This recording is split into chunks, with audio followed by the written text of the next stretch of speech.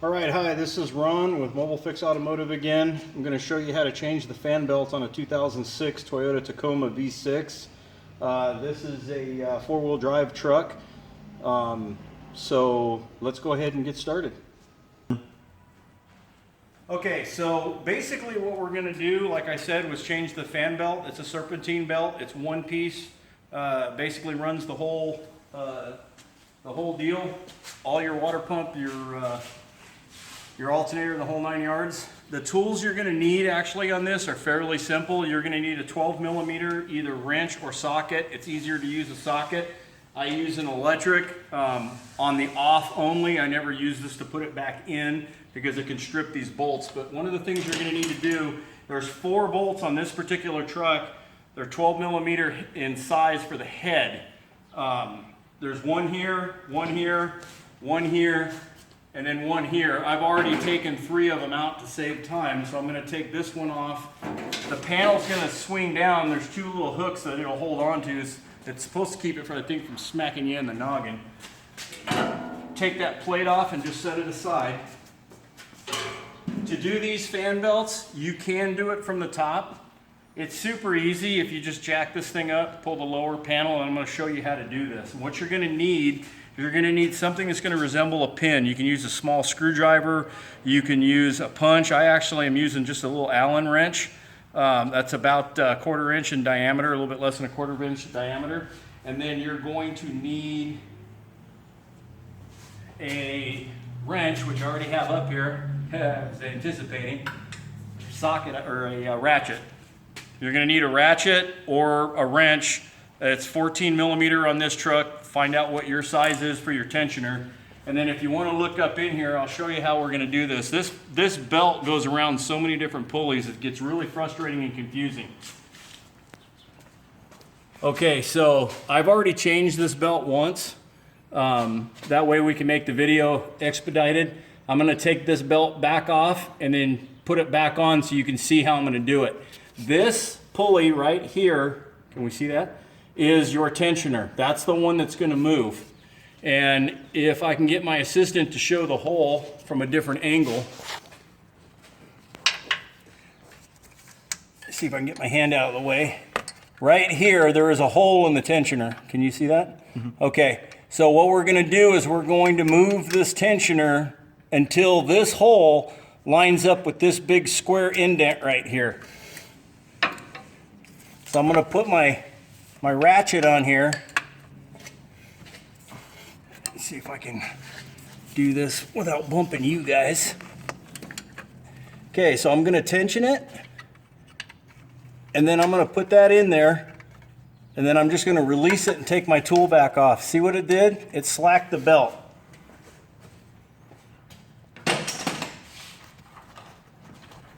And then go ahead and see if you can get a shot at this. This right here is the drive belt routing for this particular engine. So as you can see, this is your crank pulley down here. So the belt goes around the crank pulley, over the AC idler, around the AC compressor. It goes around the generator, which is your alternator, under the alternator idler, over the top of the water pump pulley, around the power steering pulley, back over the idler number 2, and then it goes around the tensioner and back around the crankshaft. I said it backwards, you can do it the other way, it doesn't matter, but this will give you kind of an idea. I'll sit here and let you stare at it for a second. So for those of you that want to pause the video to see how the drive belt routing goes, you can see. This is courtesy of my Mitchell on-demand system that I use for my repair software. And it kind of just gives me a hand on what I'm doing. Okay, so here's how I do this. I start with the air compressor. This is the air conditioning compressor pulley. I go ahead now that it's loose and pull this off. Pull it off around this pulley right here.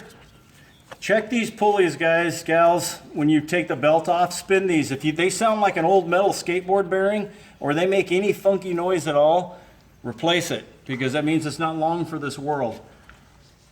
I'm gonna get that off of there. And basically I'm gonna pull this off. Okay, so you guys hear that bearing? That bearing, I recommend replacing that, so I'm going to notify the customer of it. That one's nice and quiet. and then there's another one up here, and that one's nice and quiet. So the way you do this belt, because it is around the fan, and that's some of the frustration is now that I've got the belt off of all the pulleys, if you look up here, you're gonna see that I'm stuck on the fan and that has to come off.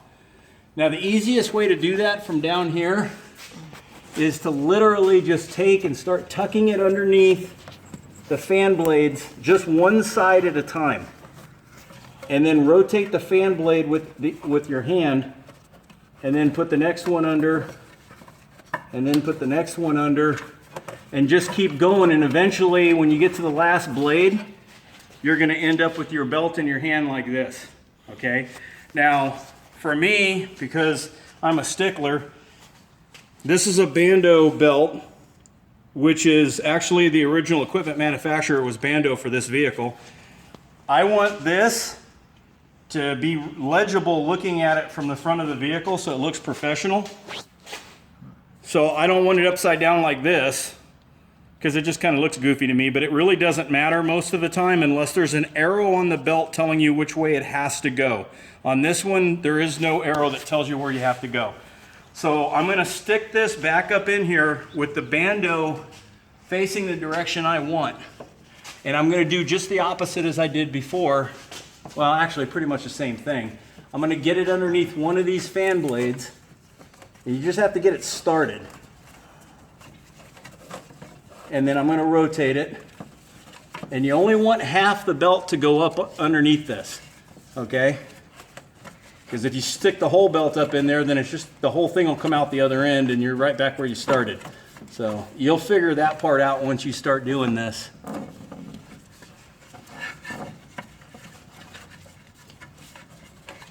And so that's that blade, that blade, that blade, that blade, that blade. Now we're all the way back around. Now we're back on the water pump pulley up here. Can you see this?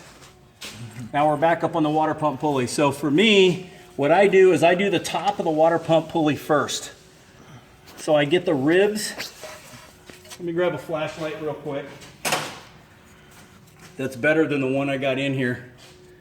Okay, so the belt has to fit inside of these ribs. It has to fit within the front and the back perfectly, okay? So I know it's a little dark up in here, use your imaginations, but I'm going to go underneath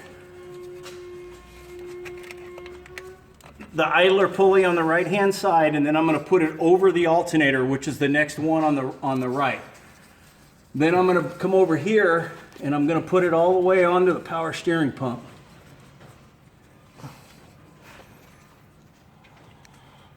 Okay, then I'm going to go up over this idler here, and it's going to tuck, and they fall off a lot on you, just get used to it. I'm going to tuck this between the crank pulley and the water pump pulley, and then make sure that it's on the power steering pulley real well. Now it's going to go around the tensioner pulley, which is this one right here. And here's the deal, do the crank pulley first, which is this one, because there's a big lip right here, and you have to have a lot of slack to get over that. So do the crank pulley first before you do the AC pulley right here. And so now I've made sure that it's fit. It's around all the idlers, alternator, water pump, and it's in between and centered on every one of the grooved pulleys. So now the next step, you can leave the thing right there, Justin. The next step is to put my tool back up in here on this on the tensioner, I'm sorry, and make sure you got a gap between the wrench, because it's not going to go very far on this one. The wrench and your water pump, because when you release the tension and pull out your little tool, you want to make sure there's enough room where you don't hit this and then you can't get it back off. Then once you pull your socket, or I keep saying socket, but once you pull your socket and your ratchet off of your tensioner, double check and make sure that all your belt areas are still centered. And then at this point, the smart thing to do At this point, the smart thing to do is to go ahead and start the vehicle up, let it run for about 10 seconds and shut it off, and then verify that none of your pulleys jumped or slipped. And at that point, all you have to do is put your cover back on, and you can see I did this belt with you guys in the video in a matter of 5 minutes. The book calls for 0.9, which is almost a full hour to do this. When I do it from the top, the radiator hoses are in the way. It's really frustrating. So the easiest way to do it is to do it from the bottom. Guys, I'm in a professional shop with a professional rack that's locked in the air with safety, so it's safe for me to be underneath the vehicle to the best of the ability of my equipment. If you do this yourself in your garage, if you jack these up, use safety stands, okay? I've had a friend that's had a vehicle fall on him because safety stands, actually it's a little bit more complicated, but I'll just say I've had a friend that's had safety stand injury, and it's not good. So let's just say, make sure you're on safety stands and you're following all your safety protocols. Other than that, hopefully this helped you out. We'll probably see you on the next video, and if you have any questions that I can help you out with, give me a call and I'll see what I can do to help you out. Okay, so I was mumbling a little bit about a safety issue. I'm going to correct real quick.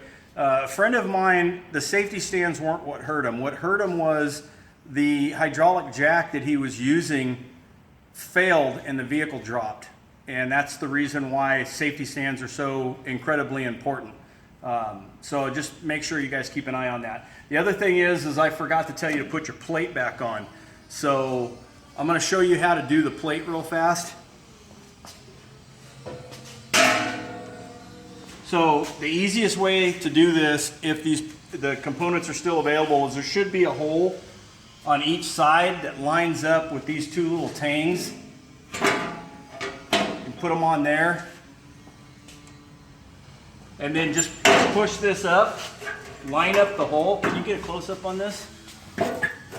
Line up the hole and just get your bolts started as far as you can by hand, because you don't want to cross thread these. These things are, that's the reason why I don't like using impacts to tighten them down, because a lot of the quick shops that are doing things super fast will use electric impact wrenches or air wrenches to tighten these things down, and then they strip the threads out. These threads, they only get torqued to about 12 foot-pounds, so you know, electric impact wrenches, most of those things are 400 foot-pounds of torque, so you just don't do that. But you take and tighten this down, and then the rest of it's good. You don't, I guess we don't really need to do that since I can't find the 12 millimeter. Oh, there it is. You just put your hand wrench on, or your ratchet on there, and just tighten them down until you get nice, and when you hit 0, just give it a nice tug, and that's all you need to do to be tight. And so I'm not going to go ahead and put this whole pan on right now, because I'm going to talk to the customer about doing the pulley on it, but I wanted to show you how to get it back together. So remember, you'll have 2 more bolts to tighten down in the rear, and then we'll go from there. Once again, this is Ron with Mobile Fix Automotive. Thanks for watching, guys.